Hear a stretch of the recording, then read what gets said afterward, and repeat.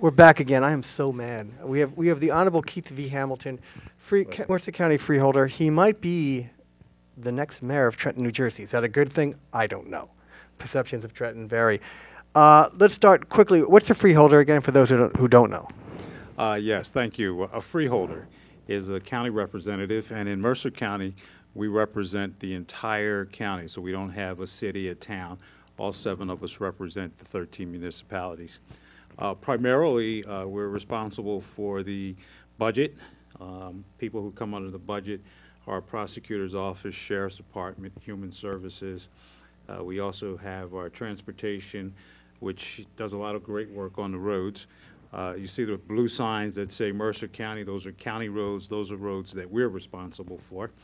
And I think we've done a very good job at keeping them clean and safe. And then we also do some things with our senior citizens with regard to their senior centers so that they'll have some place to go, congregate, work out with each other, have fun, and enjoy life in their senior years. We've also done some things with Mercer at Play, which has put together some groups of towns. For example, Ewing and Lawrence and Hopewell have a nice park. Used to be an airport. It's now used to be an airstrip. It's now a recreational field that those 3 communities share together. If I can be the devil's advocate for 1 second, though, isn't it somewhat redundant that we have a county, municipal, city? I mean, is it needed? Could it be more compressed? Are you talking about could it be more consolidated? That's a good word, yes. Yes, yes. Well, I usually get in trouble when I go to the next piece, now that you've opened the door for me. One of the things that I think, we're always talking about property taxes being too high. One of the issues with our school districts, with so many school districts, the top-heaviness of some of the districts, the expenses at the districts at the administrative level, it almost makes sense to me. No, it doesn't almost. It makes sense to me for us to consolidate our school districts. Now, I've said something that's going to start a firestorm, but really think about it. When 50 to 55% of everybody's tax bill is their school district, it makes sense to combine and have a countywide school district. At least to me, it makes sense to do that. So it's certainly something that I have tried to do. Obviously not a lot of success, but certainly is one of the things that I think we can do in the future as people really begin to understand, these things cost money. Do we need 9 superintendents? Do we need 9 boards of education?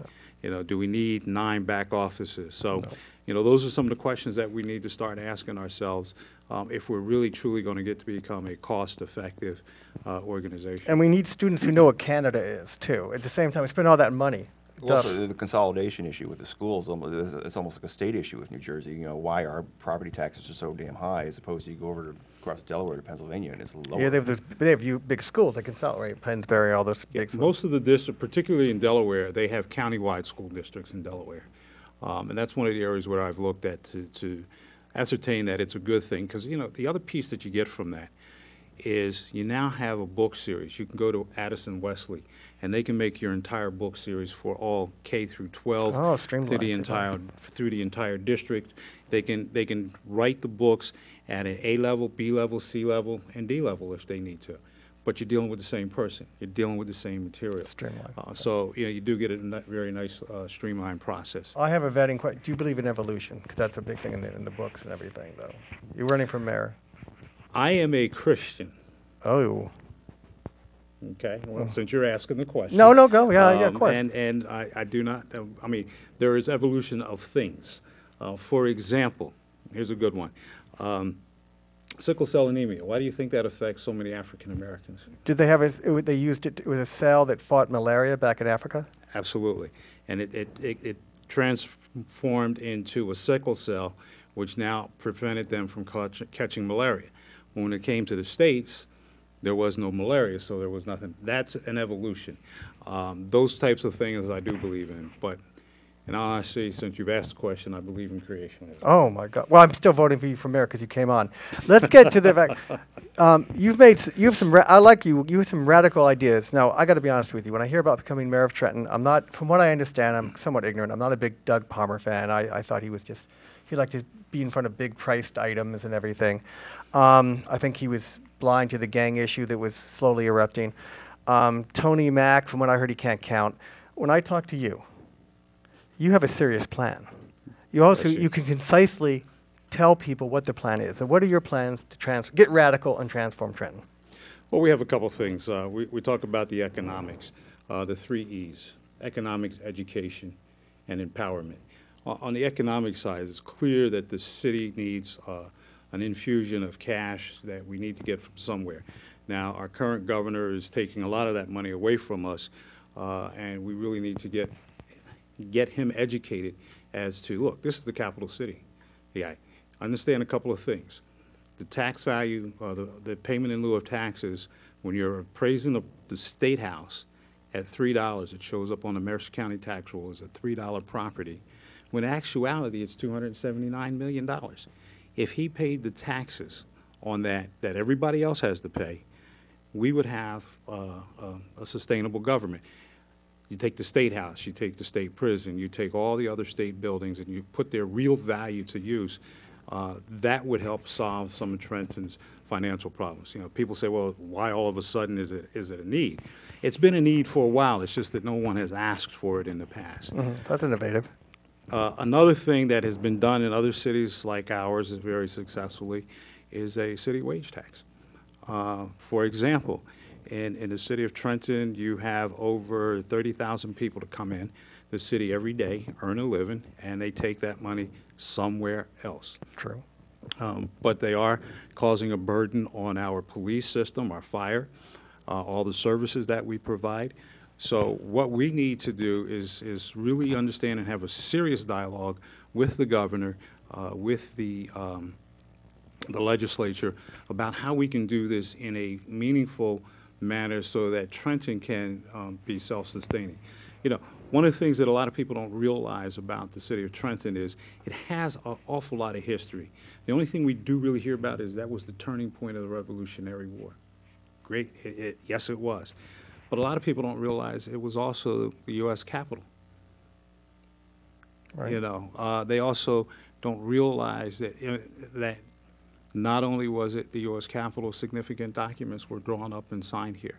So there are a lot of things that we can do to create new revenue streams. Certainly a tourism revenue stream would be something new. You talked to Mayor Nutter about trying to make Trenton like a day trip from Philadelphia even. Well, we had a nice conversation on policy issues, and you know, tourism did come up in the topic, yes. What about, again, we have to always, you talked about perception, Duff.